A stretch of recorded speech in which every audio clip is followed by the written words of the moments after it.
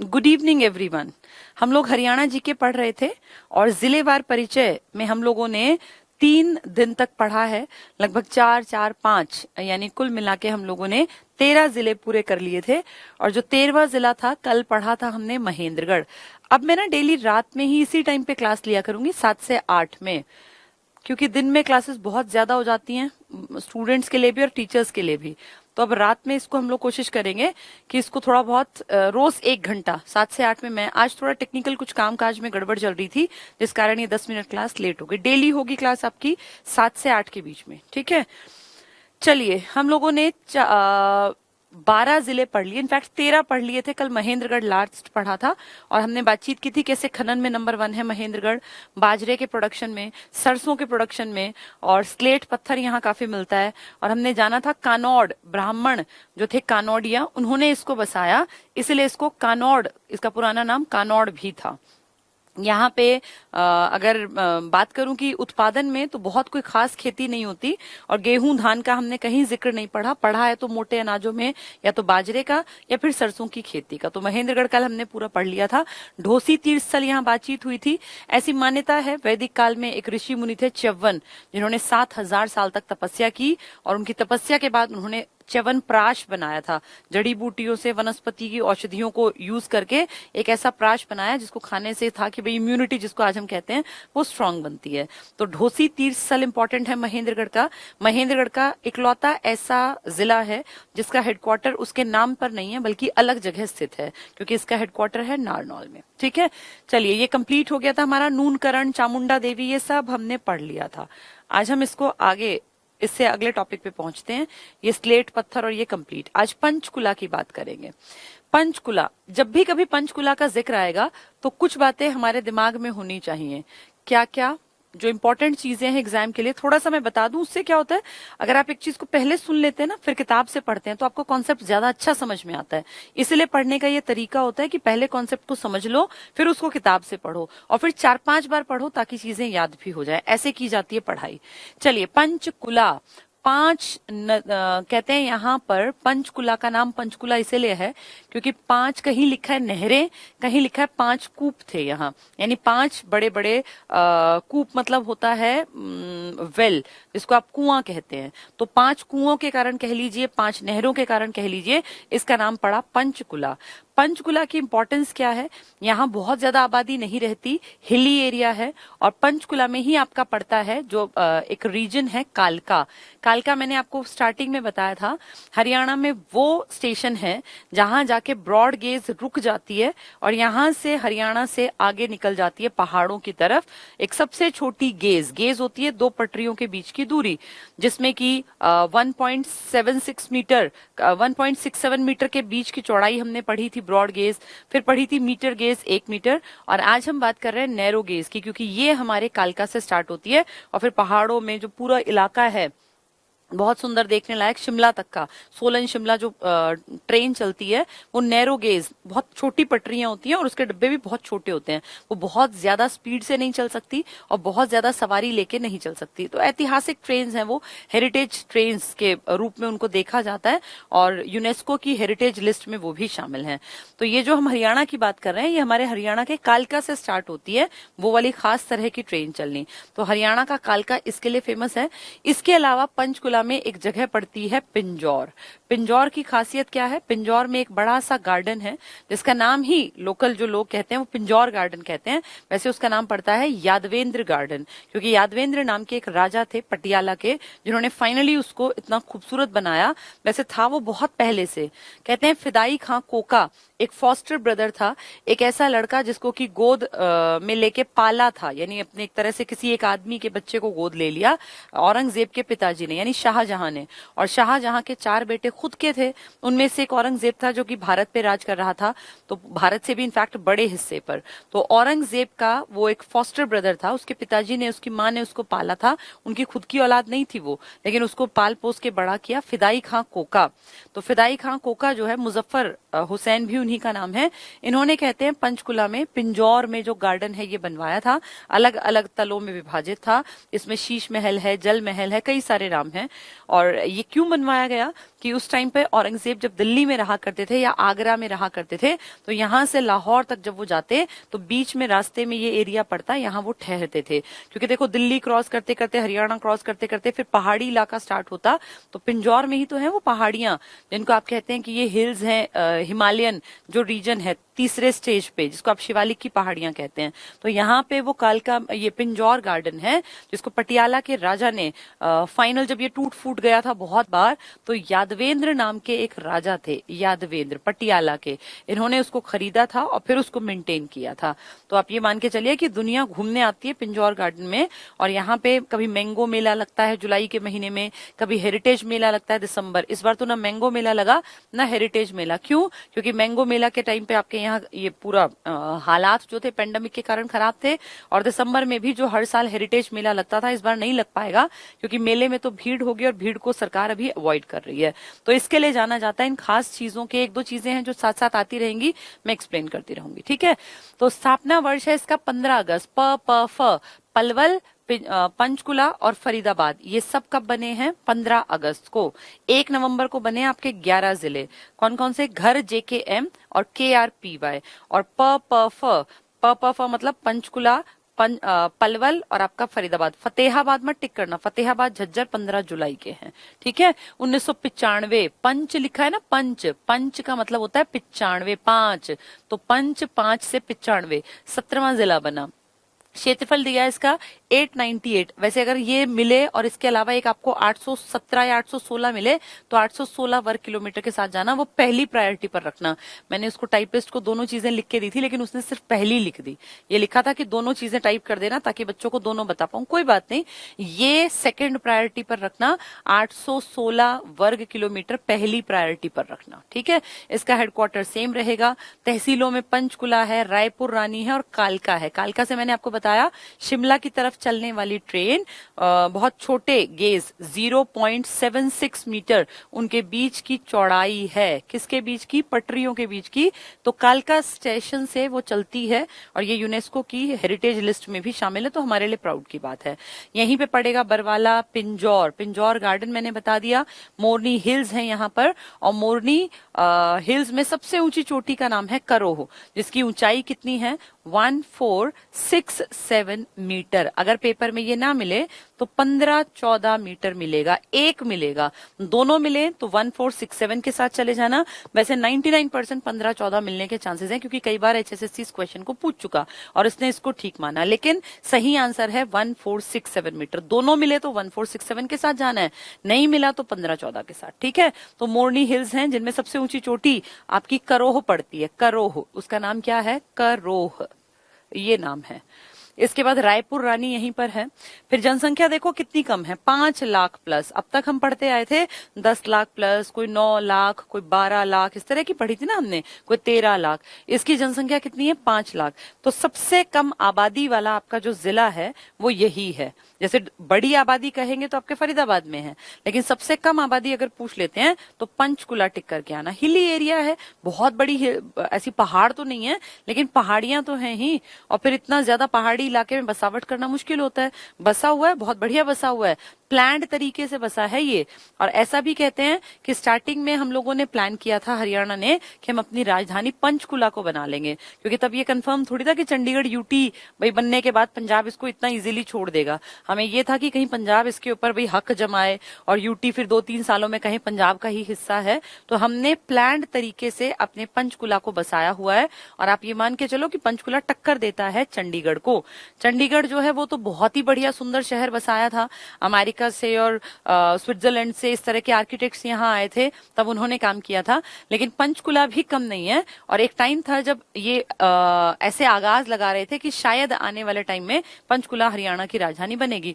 और जनरली ऐसा होता है कि 2 स्टेट्स अगर एक में से बढ़ते हैं तो वो कुछ टाइम बाद दूसरा जो है ना अपनी राजधानी बदल लेता है। आपके सामने एग्जाम्पल है आंध्र प्रदेश, राजधानी थी हैदराबाद। तेलंगाना नया बना और तेलंगाना के हिस्से में हैदराबाद आ गया, तो आंध्र प्रदेश ने हैदराबाद को राजधानी थोड़ी रखा, कुछ दिन रखा, फिर तुरंत अपने नया शहर अमरावती ऐसा तैयार कर लिया। ऑलरेडी था लेकिन बिल्डिंग्स इस तरह की बना ली कि वो राजधानी को शिफ्ट कर सके। तो हमारे लिए भी ये अटकलें थी कि शायद हरियाणा पंचकुला को राजधानी बनाएगा, लेकिन हम भी क्यों हटते चंडीगढ़ से? चंडीगढ़ कोई पंजाब का थोड़ी है, वो तो साझे का है, क्योंकि वो देश का है, वो यूनियन टेरिटरी है। लेकिन पंचकुला में यहाँ काम बहुत बढ़िया हो गया था। एक और इंपॉर्टेंट पॉइंट मुझे याद आया, पंचकुला में चंडी देवी मंदिर है, जो आप लोगों को पता भी होगा। चंडी देवी, ये जो चंडी देवी मंदिर है ना, इसका कैंट एरिया है। कैंट आप समझते हैं ना, जहां पे ये आर्मी वगैरह के कैंप होते हैं।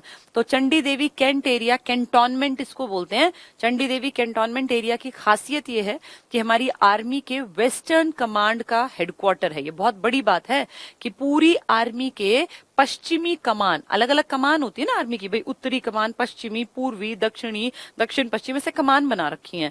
तो हमारे पूरे इंडिया की आर्मी के वेस्टर्न कमांड का, या कह लीजिए पश्चिमी कमान का हेडक्वार्टर हमारे हरियाणा के पंचकुला के चंडी देवी कैंटोनमेंट एरिया में है। ये बहुत बड़ी बात है कि हमारे हरियाणा में वेस्टर्न कमांड का, जो आर्मी की वेस्टर्न विंग है, वेस्टर्न कमांड है, इसका हेडक्वार्टर है। ठीक है, तो ये अपने पंचकुला में पड़ेगा। चलिए आगे बढ़ते हैं। आगे क्या बता रहे हैं? आबादी देखो छोटी सी है, ज्यादा आबादी नहीं है। लिंगानुपात इसका अच्छा है, 873। अच्छा इन द सेंस, बाकी ठीक है 879 है, उसके इर्द गिर्द है। अच्छा है, सच अच्छा नहीं समझना, वो तो हरियाणा में है ही नहीं। साक्षरता दर हमारी बहुत बढ़िया दिख रही है तुम्हें, क्योंकि पूरे हरियाणा की साक्षरता तो थी कितनी, 75, तो इनकी 83 है, तो टॉप 3 में इसका नंबर आएगा। ठीक है, गुड़गांव के बाद यही आता है।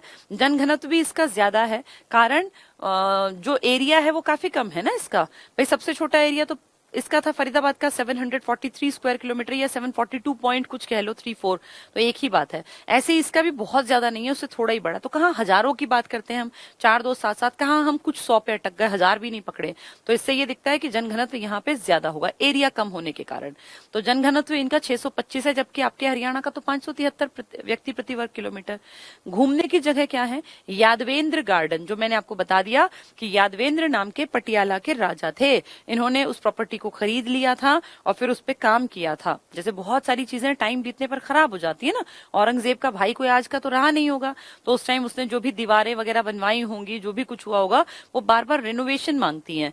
आज आप देखते हैं ताजमहल बहुत सुंदर है, दुनिया घूमने आती है, तो क्या ये 1600 के बाद दोबारा रेनोवेट हुआ ही नहीं? इनमें हर साल के लगभग 5-6 महीने काम चलता है हर जगह।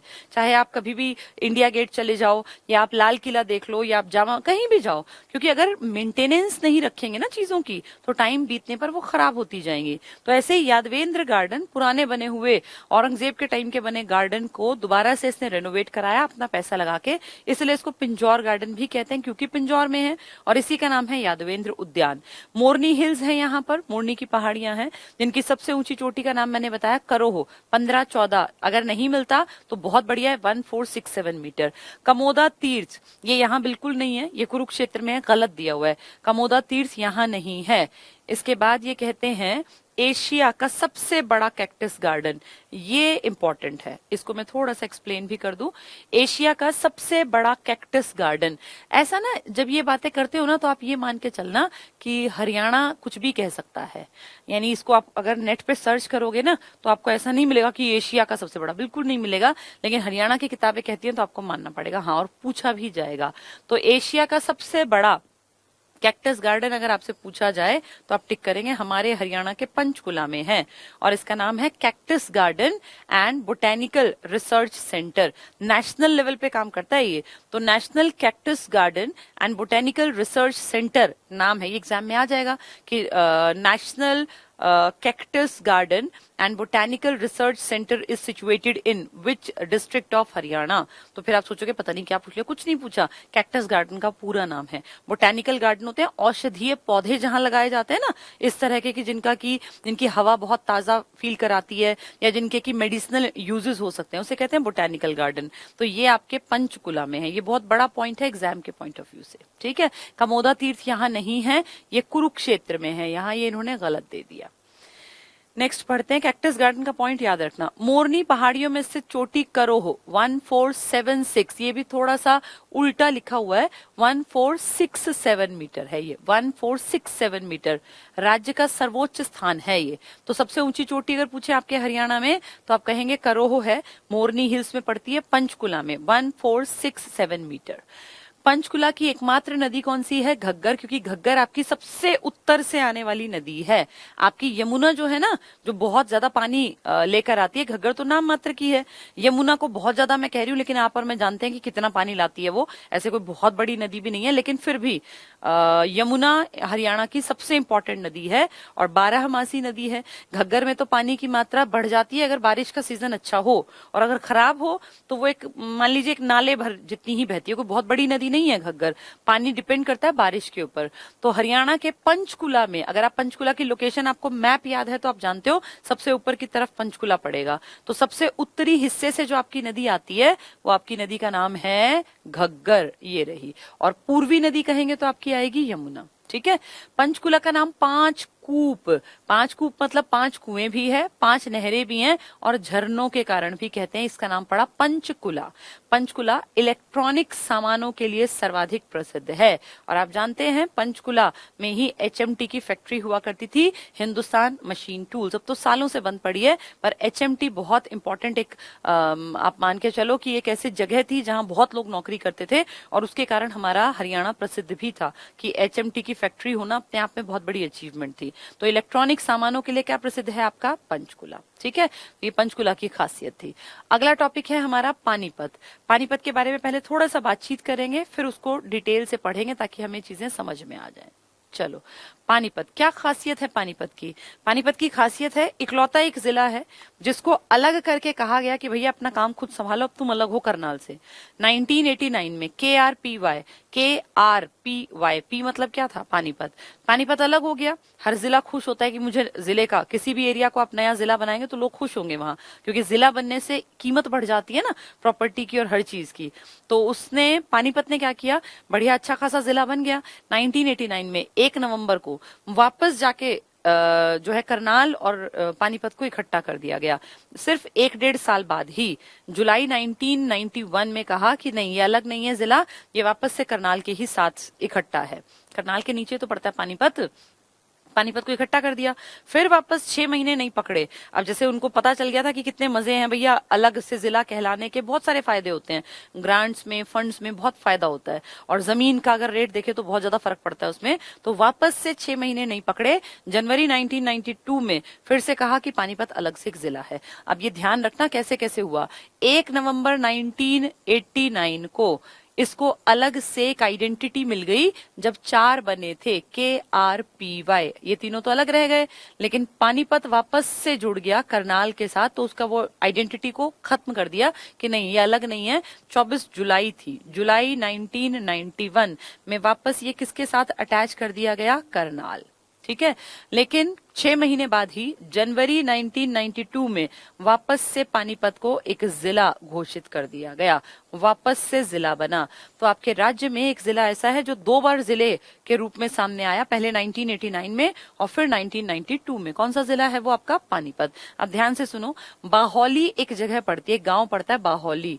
इस बाहोली में इंडियन ऑयल कॉरपोरेशन, IOC, यानी भारत सरकार के अंडर चलने वाला एक बहुत बड़ा सार्वजनिक उपक्रम, जो सरकारी एक बहुत बड़ा संस्थान है, इंडियन ऑयल कॉरपोरेशन, इसने अपनी रिफाइनरी लगाई। भारत सरकार का पैसा लगा, जनता के टैक्स को इकट्ठा करके, पूरे देश के पैसे को, और फिर जैसे बड़ी बड़ी चीजें लगती हैं तो ऐसे एक ऑयल रिफाइनरी लगी। इंडियन ऑयल कॉरपोरेशन के तत्वावधान में बाहोली में एक रिफाइनरी की स्थापना की गई, अच्छी बात है। 1980 में ऐसा हुआ, उस टाइम बाहोली गांव पड़ता था आपके करनाल में।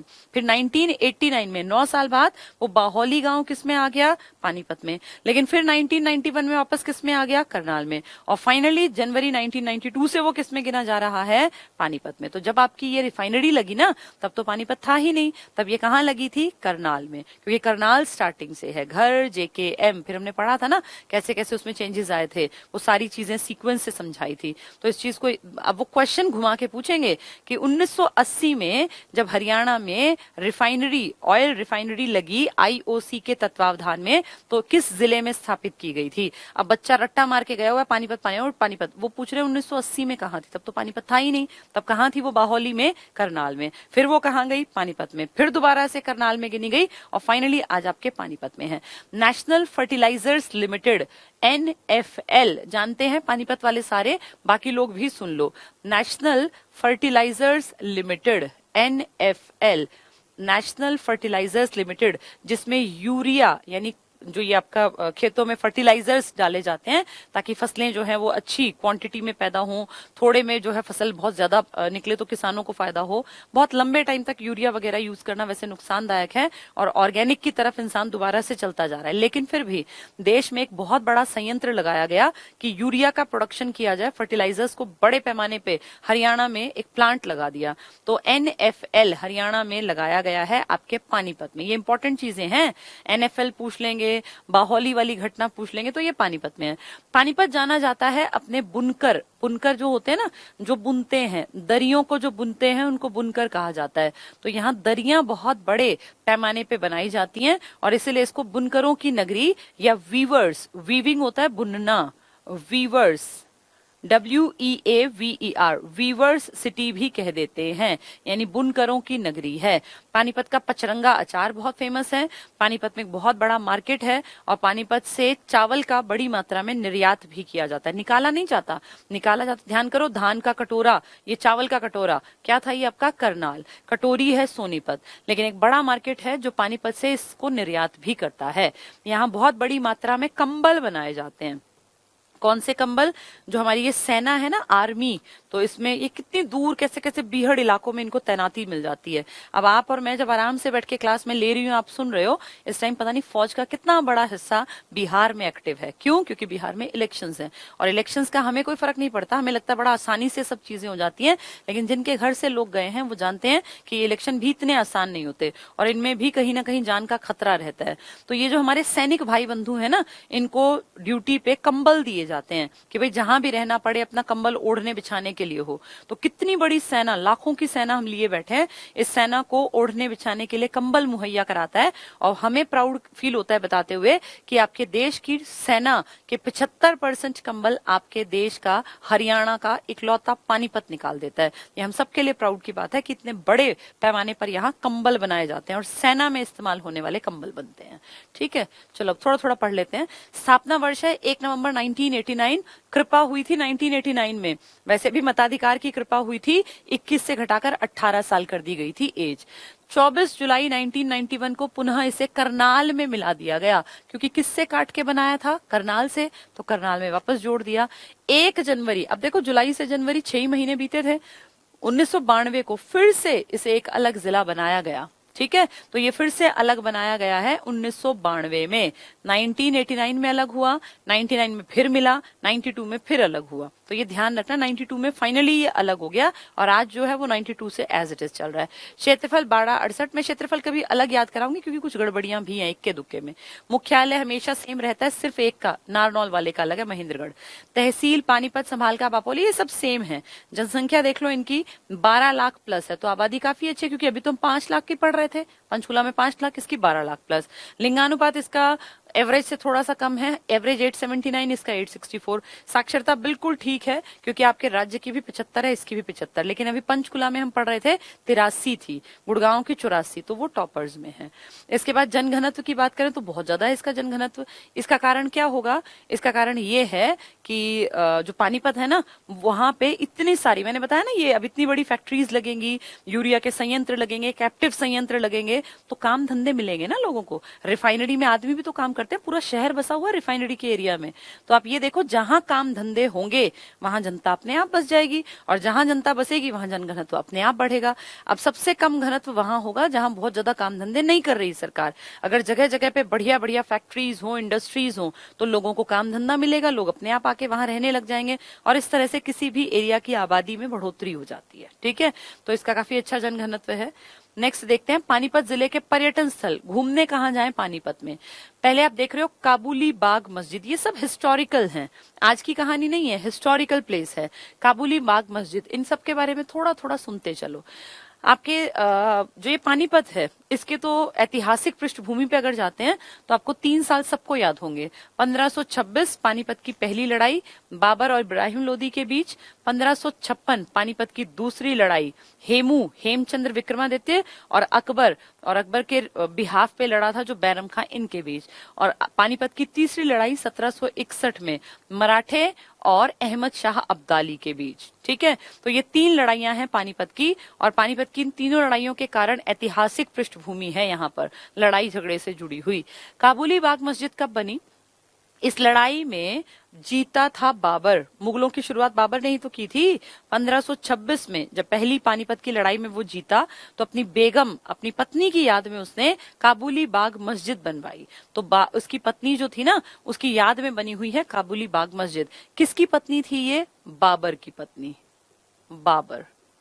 अब बाबर का बेटा कौन है? भाजसा, बाबर हुमायूं, ये बाप बेटे हैं, BHAJSA। तो बाबर, हुमायूं, अकबर, जहांगीर, शाहजहां, औरंगजेब। अभी हम औरंगजेब के फॉस्टर ब्रदर की बात कर रहे थे कि उसने फिदाई खां कोका ने बनाया था पंचकुला में पिंजौर गार्डन, यादवेंद्र गार्डन। अब हम बात कर रहे हैं बाबर की। बाबर जीता पानीपत की पहली लड़ाई और उसने एक मस्जिद बनवाई, काबुली बाग मस्जिद। इस मस्जिद में बाद में चबूतरा पक्का करवाया। इसमें ये लगा लो उस टाइम संगमरमर का चबूतरा बनवाया। इसके बेटे ने यानी हुमायूं ने काबुली बाग मस्जिद में एक चबूतरा बनवाया जो संगमरमर से बनाया गया था। मस्जिद पिताजी ने बनवाई और उस मस्जिद के अंदर का चबूतरा बनवाया बेटे ने, हुमायूं ने। ठीक है, इसके बाद अगला है काला अम्ब। काला अम्ब क्या है? काला अम्ब कहते हैं पानीपत की तीसरी लड़ाई इसी जगह पे हुई थी। कुछ लोग ऐसा भी मानते हैं कि यहाँ काले आम का एक पेड़ हुआ करता था जिस कारण उसका नाम पड़ गया काला अम्ब। बहुत सारी जनश्रुति कथाएं हैं, ढेरों कहानियां हैं, लेकिन काला अम्ब इसलिए फेमस है कि मेन यहाँ पे पानीपत की तीसरी लड़ाई लड़ी गई थी। इब्राहिम लोदी कौन? इब्राहिम लोदी वो जिसको हरा के और जिसको मार के मुगल साम्राज्य की स्थापना की थी बाबर ने। तो लोदी वंश का खात्मा हुआ था ना इब्राहिम लोदी के साथ, तो उसका मकबरा है, कब्र है, कब्र कह लो, मकबरा कह लो। क्यों? क्योंकि यहीं पे मरा था वो, तो यहीं उसकी कब्र या उसका मकबरा बना दिया। देवी मंदिर है, ये देवी मंदिर जो है ना, ये देवी तालाब शिव मंदिर है यहाँ पर, और ये मंगल रघुनाथ, बहुत बहुत इंपॉर्टेंट। देखो ये लिखा है देवी तालाब शिव मंदिर। इसको थोड़ा सा मैं आपको बता दूं, ये एक ही चीज है। देवी मंदिर ये वही देवी मंदिर है जो देवी तालाब, और ये शिव जी का मंदिर है। तो देवी तालाब शिव मंदिर। अब देवी तालाब मंदिर आएगा, शिव वो आपसे पूछ लेंगे कि किस भगवान को समर्पित है। शिव को। मैंने कल भी कहा था हरियाणा के बहुत सारे मंदिर हैं जो भगवान शिव को समर्पित हैं। कल पढ़ा था ना, एक रानी थी, वो कैसे तालाब में स्नान करने जाती थी और कैसे फिर वो जींद में, हमने पूरी कहानी पढ़ी थी कि वो अमृतसर के गोल्डन टेम्पल जैसा है। ऐसे ही ये है, देवी तालाब शिव मंदिर है। किसने बनवाया था ये? मंगल रघुनाथ ने। पेपर में आ जाएगा किसने बनवाया था, तो मंगल रघुनाथ जी ने पानीपत का देवी तालाब शिव मंदिर बनवाया। यहाँ एक गेट है सलारगंज गेट। ये सलारगंज कौन था? सलारगंज एक आदमी का नाम था, वो यहाँ नहीं था, हैदराबाद के निजाम थे। हैदराबाद के एक निजाम थे। आप जानते हैं हैदराबाद के सभी शासकों के नाम के आगे निजाम लगता है, और हैदराबाद हम अच्छी तरह जानते हैं अंग्रेजों के चापलूस थे। उन्होंने 57 की क्रांति में भी हमारा साथ नहीं दिया, और सबसे पहले सहायक संधि अंग्रेजों का खर्चा हमारा, सेना उनकी पलेगी, इसके लिए भी सबसे पहले हैदराबाद के निजाम ही तैयार हुए थे। हैदराबाद के निजाम थे एक, उनके PM मान लीजिए, प्रधानमंत्री, जो उनके पूरे एरिया का देखरेख करते थे, उनका नाम था सालारगंज। सालारगंज। उनका कोई एक आदमी था जो उनके अंडर काम करता था, वो तो एक्सपायर हो गए थे, तो उनके अंडर एक आदमी काम करता था, सदक नाम था उसका, सड़क जैसा, जैसे सड़क होती है ना हमारी, ऐसा उसका नाम था सदक। सदक हुसैन ये उसका नाम था। तो इसने, ये किसके अंडर काम करता है? सालार के। जैसे ये मान लो ये नीचे है, ये सालार इससे ऊपर है, और सालार किसके मेन एरिया में काम करता है? हैदराबाद के निजाम के। तो निजाम तो उस पूरी प्रॉपर्टी का मालिक है, उसने उस प्रॉपर्टी की देखरेख दे रखी है सालार को, और सालार के अंडर काम करता है एक आदमी सदक, जो पानीपत में आता है, और पानीपत में फिर वो उसके नाम पर, जिसके अंडर उसको रहकर अच्छा फील हुआ, उसको लगा कि भाई मैं सेफ हूं, मुझे इसने आगे बढ़ने का मौका दिया, उसने उसके नाम पे एक गेट बनवा दिया पानीपत में। कैसी अजीब बात है, देखो कहाँ का आदमी है, कहाँ गेट बन रहा है। तो मोहम्मद जो ये हुसैन, क्या नाम बताया मैंने? सदक, सड़क जैसा सदक जो है ना, इसने बनवाया है पानीपत का सालारगंज गेट। सालारगंज कौन है? निजाम का एक आदमी है। तो निजाम हैदराबाद का, उसका एक आदमी सालारगंज, उसका एक आदमी का नाम सदक, उस सदक ने हरियाणा के पानीपत में सालारगंज गेट बनवाया। ठीक है। इसके बाद सैयद रोशन अली शाह की दरगाह है, और आप जानते हैं कि मुस्लिम कम्युनिटी का एक बड़ा हिस्सा हमारे पानीपत में भी रहता है। इसके बाद ब्लू जे घूमने फिरने की जगह है, ब्लू जे जैसे रेस्टोरेंट्स और ये सब डेवलप किया, और देवी तालाब शिव मंदिर जो मैंने बताया मंगल रघुनाथ जी ने बनाया। तो ये सब लगभग, ब्लू जे को छोड़ दो तो ऐतिहासिक है सब कुछ ये। ठीक है। पानीपत जिले के पूर्व में कौन सी नदी बहती है? यमुना नदी बहती है पानीपत के पूर्व में। पानीपत ऐतिहासिक दृष्टि से महत्वपूर्ण है। यहाँ 3 मुख्य लड़ाइयां लड़ी गई जो आपको समझ में आ गई, 1526, 1556, 1761। 1526 वाली में बाबर और इब्राहिम लोदी लड़े, बाबर जीता, लोदी हारा। लोदी की कब्र वहीं पर है, लोदी का मकबरा कह लो। और जो ये बाबर है इसने क्या बनवाई वहां पर? काबुली बाग मस्जिद, जिसका चबूतरा बाद में पक्का किसने करवाया? बाबर के बेटे हुमायूं ने। ठीक है, तो पहली लड़ाई वो थी। 3 मुख्य लड़ाइयां। महाभारत काल में इस स्थान को वानप्रस्थ नाम से भी जाना जाता था। तो पानीपत का ही नाम क्या था? वानप्रस्थ। आपको पता है ना, पत हुआ करते थे, बाग पत, तिल पत, स्वर्ण, जो सोनीपत है ये सोनपत था, और ये पनपत था पानीपत वाला, तो वही वानप्रस्थ भी था। उत्तम और कलात्मक, कलात्मक मतलब बहुत क्रिएटिव, ऊनी दरियां, दरी बहुत इंपॉर्टेंट है यहाँ। और हथकरघे, हथकरघे होते हैं हैंडलूम, जिसमें हाथ से काम किया जाए। कपड़ा जब हाथ से बनता है ना तो उसको बोलते हैं हथकरघा। हथकरघे से बना कपड़ा बहुत महंगा होता है क्योंकि उसमें बहुत ज्यादा मेहनत लगती है। जो पावर लूम, जो बिजली से बनने वाली मशीन में बनता है कपड़ा, वो सस्ता होता है। हथकरघे से बनने, खादी हथकरघे पे बनती है तभी महंगी होती है। हथकरघों के सामान के निर्माण स्थान के कारण इससे बुनकरों का शहर कहते हैं, वीवर्स सिटी कहते हैं अंग्रेजी में। यहाँ पर फौजियों के लिए कंबल बनाए जाते हैं। और कितने % कंबल बताए मैंने? 75% टोटल देश में जितने कंबल जाते हैं फौजियों के, वो इस हरियाणा के इस शहर के कारण है। नेक्स्ट, पानीपत में यूरिया संयंत्र स्थापित किया गया है। ये काम का है। यूरिया जो आप फर्टिलाइजर यूज करते हैं, और मैंने नाम क्या बताया? National fertilizers limited, NFL। वो पूछ लेंगे किससे संबंधित है, तो यूरिया के प्रोडक्शन से संबंधित है। बहुत बड़ा प्लांट है और यही कारण है कि यहाँ की आबादी भी बढ़ी हुई है, क्योंकि जब इतनी सारी नौकरियां होंगी, इतने सारे काम धंधे होंगे, तो आबादी तो अपने आप बढ़ जाएगी। NFL है यहाँ। ठीक है। IOC ने यहाँ पे क्या किया देखो, पानीपत जिले में इंडियन ऑयल कॉर्पोरेशन IOC का पेट्रोलियम परिसर, पेट्रोलियम रिफाइनरी स्थित है। और ये पेट्रोलियम रिफाइनरी 1980 में लगी थी। किस गांव में लगी थी? ये बाहौली में। तो स्टार्टिंग जब हुई तो उस टाइम पानीपत नहीं था, इसलिए करनाल में लगी थी। फिर पानीपत बन गया 89 में, फिर 91 में फिर से करनाल में, और फिर 1992 में जनवरी में ये दोबारा से किसमें गिनी जाने लगी? पानीपत में। और इसका नाम ही पानीपत रिफाइनरी है। ठीक है, तो पानीपत रिफाइनरी याद रखना, इंडियन ऑयल कॉर्पोरेशन संभालती है। NFL में यूरिया का जो बहुत बड़ा प्लांट लगा हुआ है। बुनकरों की नगरी है, ऐतिहासिक शहर है क्योंकि ढेर यहाँ पे युद्ध हुए हैं, ढेर लड़ाइयां हुई हैं। इन सब के कारण पानीपत की इंपॉर्टेंस है। अगला शहर हमारा आता है रेवाड़ी। पहले इसके बारे में थोड़ा सा बातचीत कर ले। रेवाड़ी कैसे बना? पुरानी मान्यताएं, बहुत सारी बातें, हम कुछ कहानियों की बात कर लेते हैं। कहते हैं एक राजा था रेवत, ऐतिहासिक काल में। ये घटना कब की है? जब कृष्ण भगवान थे। कृष्ण भगवान जब इंसान के रूप, ये जानते हो ना कि कृष्ण भगवान इंसान के रूप में जन्मे थे, उनके साक्ष्य हैं। और बलराम उनके बड़े भाई थे, जिनको वो दाऊ जी कहते थे। दाऊ जी का मंदिर भी है आपके वनचारी में, यहाँ आपके जो ये है ना फरीदाबाद, इसमें दाऊ जी के 4 मंदिर हैं। 3 तो हैं यूपी में, इकलौता एक मंदिर हरियाणा में है। ठीक है, तो ये रेवत नाम का राजा था, रेवत। इसके घर एक बेटी जन्मी, इसने उसका नाम रखा रेवती, और उसके नाम पर इसने एक शहर बसा दिया, रेवावाड़ी। तो इस रेवती की शादी हुई भगवान कृष्ण के बड़े भाई से, यानी बलराम से। तो रेवती की शादी किससे हुई? बलराम से। और हमारे यहाँ प्रचलन है कि जब बेटी की शादी होती है तो उसको कुछ दान दहेज दिया जाता है। तो कहते हैं रेवत राजा ने अपनी बेटी की शादी जब की तो उसको रेवावाड़ी दान में दी कि भाई मैं अपनी बेटी के साथ ये दहेज के रूप में दे रहा हूं। तो बलराम की पत्नी है रेवती, जिनके नाम पर ये रेवाड़ी शहर, ऐसा पौराणिक कथाएं कहती हैं कि बसा हुआ था। तो इस तरह से हमारा रेवावाड़ी चेंज होते होते होते, जैसे भानीग्राम था ना, भिवानी बना था, ऐसे रेवावाड़ी बदलते बदलते बदलते आज के टाइम पर उसका नाम पड़ गया रेवाड़ी। रेवाड़ी की खासियत क्या है? यहाँ कुछ चीजें खास हैं, जैसे यहाँ पे पीतल का बहुत बड़ा कामकाज है, ये इसीलिए पीतल नगरी कहलाती है। और यहाँ एक बहुत बड़ी, पूरी की पूरी बहुत बड़े पैमाने पे ब्रास मार्केट लगती है। बहुत बड़ा मार्केट है जिसका नाम ही है ब्रास मार्केट।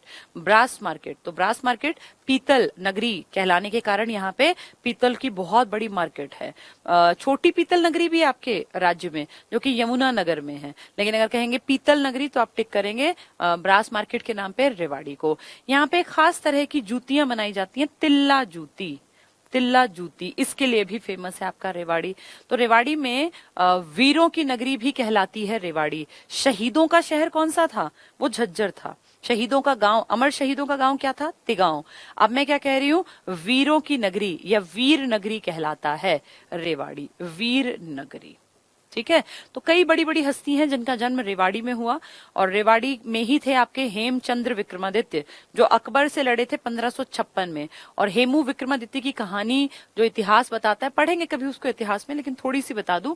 कहते हैं हेमचंद्र विक्रमादित्य जो है ना, हेमचंद्र विक्रमादित्य, ये हेमू जिसको आप शॉर्ट में कह देते हैं, ये 22 लड़ाइयां लड़ा था जब ये प्रधानमंत्री था किसी बड़े राजा, जो शेरशाह सूरी था ना, जिसने कभी हराया था हुमायूं को, यानी बाबर के बेटे को, और उसको पंगा लेके उसको भगा दिया था, इंडिया से बाहर भाग गया था उस टाइम पर हुमायूं, और फिर ईरान के शाह के यहाँ जाके उसने शरण ली। तो उसके टाइम में शेरशाह सूरी के जो अगला वंश उसी का जो आगे बढ़ा, उन तक ये हेमचंद्र जो है ये अपनी ये होते ना जो ये कैनन जिसको आप बोलते हैं तोप और इस तरह का सामान जो युद्ध में यूज होता है, उनकी सप्लाई करता था। धीरे धीरे धीरे धीरे करके ये ग्रोथ करता गया, आदमी करता गया, लायक आदमी ऊपर बढ़ जाता है। और फाइनली एक स्टेज ऐसी आई जब हेमचंद्र विक्रमादित्य ने अपने नाम के आगे विक्रमादित्य लगाया और दिल्ली की गद्दी पर बैठ गया। अक्टूबर 1556 की घटना है ये, अक्टूबर 1556। लेकिन किस्मत में शायद कुछ और लिखा था, और यही कारण है कि नवंबर 1556 में इसको दिल्ली की उस गद्दी पे संघर्ष करना पड़ा जिसपे ये 1 महीने से बैठा हुआ था, और इसीलिए पानीपत का दूसरा युद्ध लड़ा गया, जिसमें कि आमने सामने की लड़ाई थी अकबर और हेमू की। हेमू उस लड़ाई को ऑलमोस्ट जीत गया था, पर फाइनल मोमेंट पे आके जब ये था ना कि बस अब 1-2 मिनट 5 मिनट में ये क्लियर होगा कि किसकी सेना जीतेगी, हेमचंद्र हावी दिख रहा था अकबर की सेना के। अकबर बच्चा था, 14 साल का बच्चा था, उसकी सेना के ऊपर, लेकिन बैरम खां उसको बहुत बढ़िया संरक्षण दे रहा था। और फाइनल स्टेज पे जब लड़ाई पहुंच गई, जब ऐसा लगने लगा कि शायद लड़ाई हेमू के फेवर में जाएगी और दिल्ली पे वो बैठा रहेगा, उसी का राज चलेगा, लेकिन लास्ट मोमेंट पे आके हेमचंद्र विक्रमादित्य की आंख में एक तीर लग गया। और आंख देखो कितनी सेंसिटिव है, कोई एकदम से अगर हाथ भी लग जाए तो आदमी एकदम से चक्कर सा आ जाता है, आंख अंधेरा छा जाता है, और उसकी आंख में तीर गड़ गया। तो सोचो तीर लगने से उसको चक्कर आ गया, और वो जिस हाथी के हौद पे ऊपर बैठते हैं ना राजा, बैठा हुआ था, वो चक्कर आने के कारण उसके पे से नीचे गिर गया। और जैसे ही वो नीचे गिरा तो उसके पीछे जो सेना थी उनको लगा हमारा राजा मर गया, जबकि वो मरा नहीं था, उसकी सिर्फ आंख में तीर लगा था, वो घायल हुआ था, मरा नहीं था। लेकिन वो चक्कर आके जब नीचे गिरा तो पीछे सेना में भगदड़ मच गई कि राजा मर गया, हेमू मर गया, हेमू मर गया, और उस भगदड़ का फायदा उठा के हेमचंद्र विक्रमादित्य का मर्डर कर दिया गया। तो ये जो ये अकबर आगे जाके बहुत बड़े बादशाह बने, ये जो स्टार्टिंग में लड़ाई थी ना, उसमें हो सकता है अगर वो तीर थोड़ा सा निशाना चूक जाता तो शायद इतिहास में अकबर और बाद की पुश्तें ना आती, फिर शायद इतिहास कुछ और होता। पर ये काश और शायद इनसे कुछ नहीं फर्क पड़ता, असली ये होता है कि हुआ क्या। तो फाइनली कहें तो 22 लड़ाइयां लगातार प्रधानमंत्री के रूप में जीतने वाला शख्स फाइनली अकबर की सेना से हार गया, और पानीपत के इस दूसरे युद्ध में हेमचंद्र विक्रमादित्य की हार और की मौत भी हुई, और अब भारत पर राज हुआ फिर अकबर का। ठीक है, तो ये सारी बातें रेवाड़ी से क्यों जोड़ रही हूं, क्योंकि हेमचंद्र विक्रमादित्य रेवाड़ी को ही बिलोंग करते थे, इसीलिए। ठीक है, हीर जो अपने अहीर हैं, अहीर या हीर जिनको बोल देते हैं, उनका इलाका है रेवाड़ी। चलिए, कब बना ये? 1 नवंबर 1989, KRPY। 1594 मुख्यालय सेम होगा, तहसीलें रेवाड़ी, बावल, कोसली। बहुत इंपॉर्टेंट, लगातार ग्रोथ हो रही है बावल कोसली में। खंड रेवाड़ी, खोल, जाटूसाना, नाहर, बावल। बावल कोसली याद रखना। जनसंख्या इसकी 9 लाख है, लिंगानुपात 898, साक्षरता 80 है, तो 75 से तो फालतू ही है। जनघनत्व इसका 573 से थोड़ा ही कम है, तो बराबरी का मान लो। इसके पर्यटन स्थल जंगल बबलर एक जगह है घूमने फिरने की, जंगल बबलर। इसके बाद सैंड पाइपर एक जगह है, घंटेश्वर मंदिर है, बहुत इंपॉर्टेंट, घंटेश्वर मंदिर। रेड मस्जिद है। अब ये 2 मस्जिद है, एक लाल मस्जिद और एक रेड मस्जिद। रेड का मतलब भी तो लाल ही होता है, लेकिन अगर लाल मस्जिद आया तो आपको टिक करना है रोहतक, और अगर रेड मस्जिद आई तो आपको टिक करना है रेवाड़ी, रेड रेवाड़ी। ठीक है, अगर ऑप्शन में ना हो लाल मस्जिद दे दें और ऑप्शन में रोहतक ना दें तो फिर आप रेवाड़ी के साथ चले जाना। लेकिन अगर पूछे रेवाड़ी में निम्न में से कौन सी मस्जिद है, रेड मस्जिद, लाल मस्जिद, तो रेड के साथ जाना। ठीक है, तो ये रेड मस्जिद है। बाग वाला तालाब है, बड़ा तालाब भी बोल देते हैं, राव तेज सिंह तालाब, ये एक ही चीज है। बड़ा तालाब कह दें, बाग वाला तालाब कह दें, या राव तेज सिंह तालाब कह दें, और है ये इसके अलग अलग नाम। रानी की ड्योढ़ी है, रामपुरा महल है, ये सब यहीं पर है। रेवाड़ी जिले के पूर्वी भाग में साहिबी नदी बहती है, और ये साहिबी कोई नदी वदी नहीं है, एक नाला टाइप है, कोई खास बड़ी नदी नहीं है ये। रेवाड़ी का गांव है कुंड गांव, यहाँ स्लेट पत्थर की खान है पूरी। स्लेट हमने पढ़ा था ना, विदेशों में भी जाता था महेंद्रगढ़ से, तो अगर पूछे स्लेट पत्थर के लिए कुंड गांव कहाँ है, तो रेवाड़ी में। रेवाड़ी पीतल के बर्तन उद्योग, इसी कारण ये पीतल नगरी है। तिल्ला जूती उद्योग जो कि फेमस है यहाँ, और हीरो होंडा साइकिल उद्योग, मोटरसाइकिल है ये बेसिकली, हीरो होंडा मोटरसाइकिल उद्योग आदि के लिए प्रसिद्ध है। ये हीरो होंडा ग्रुप 1984 में मुंजाल परिवार था। बस इसको जल्दी से मैं आपको बता देती हूँ, ये इंपॉर्टेंट है थोड़ा सा। 1984 में एक मुंजाल परिवार ने इसकी नींव रखी थी। मुंजाल परिवार, हीरो और होंडा। ये होंडा जो है ना, ये हमारा नहीं था, ये जापान की एक कंपनी थी होंडा। बहुत बढ़िया बिजनेस चलाया, और आप जानते हैं हीरो होंडा की ही बाइक्स जानी जाती थी। ये तो बाद में इतने ब्रांड्स आ गए, वरना जब हम छोटे थे तो बाइक का मतलब था हीरो होंडा, हीरो होंडा ही बाइक थी, ऐसा सोचते थे। होंडा कंपनी जो जापान की थी, 2011 में इन दोनों को अलग अलग कर दिया गया, और अब हीरो मोटो कॉर्प्स, आपको नाम जानते होंगे, हीरो मोटो कॉर्प्स, ठीक है। तो ये कंपनी अलग हो गई। मुंजाल परिवार के कारण रेवाड़ी फेमस हुआ था, क्योंकि ये जो यूनिट लगी थी ना हीरो होंडा मोटरसाइकिल की, इसने इनकी ग्रोथ में बहुत काम किया। लेकिन तब तक रेवाड़ी नहीं था जब ये लगी थी। रेवाड़ी बना है 1989 में, ये मैंने बताया 1984 में, तो उस टाइम ये गुड़गांव का हिस्सा था। तो गुड़गांव में तो इसके प्लांट लगे थे ना, मारुति का देख लें या हीरो होंडा का देख लें, लेकिन बाद में ये किसमें गिना गया? आज अगर कहेंगे तो आप कहेंगे रेवाड़ी में, जैसे कि बाहोली गांव की घटना, ऐसे सेम घटना ये। आगे, रेवाड़ी को पीतल नगरी के नाम से भी जाना जाता है, ब्रास सिटी है ये, ब्रास सिटी, ठीक है, पीतल ब्रास को कहते हैं। चलिए 16 हमारे कंप्लीट हो गए, हम रोज 4 कोशिश करके निपटा लेते हैं। अब कल हम लोग जो है ना 6 पढ़ लेंगे, ताकि इकट्ठे पूरे हो जाएं। कल हम 17 से लेके 22 जो जिले बच गए, क्योंकि अब छोटे छोटे कई जिले रह गए हैं, उनको कंप्लीट करेंगे। इनको घर पे पढ़ लेना, नोट्स तुम्हारे पास हो, कोई भी किताब हो, जिसमें भी जो भी किताब उठाओगे सब में जिलेवार परिचय दिया हुआ है। आप जहां से भी पढ़ोगे कोई फर्क नहीं पड़ता, सबने सेम बातें लिखी है। जो किताब है उसको पढ़ लेना।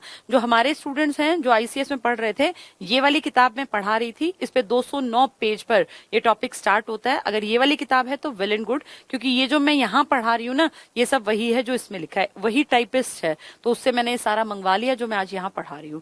तो जिसके पास जो किताब है कोई दिक्कत नहीं है, ऐसा नहीं कि आपको कंपलसरी खरीदनी है। आपके पास किसी भी पब्लिशर की, राइटर की, कोई इशू नहीं है, आप उसको पढ़ो। चीजें सबने सेम लिखी, किसी ने घर से कुछ नहीं बनाया, ये सब आंकड़े एज इट इज हैं, बस लिखने का तरीका है और कुछ नहीं है, ठीक है। चलो, आज क्लास थोड़ी सी लेट खत्म हुई थी, लेकिन वो मुझे इशारा कर रहे हैं कि क्लास छोड़नी है, क्योंकि अगली क्लास का टाइम हो गया। कल हम सही 7 बजे, अगर टेक्निकल चीजें साथ रही तो प्रॉपर 7 बजे क्लास को स्टार्ट कर देंगे, ठीक है। Thank you.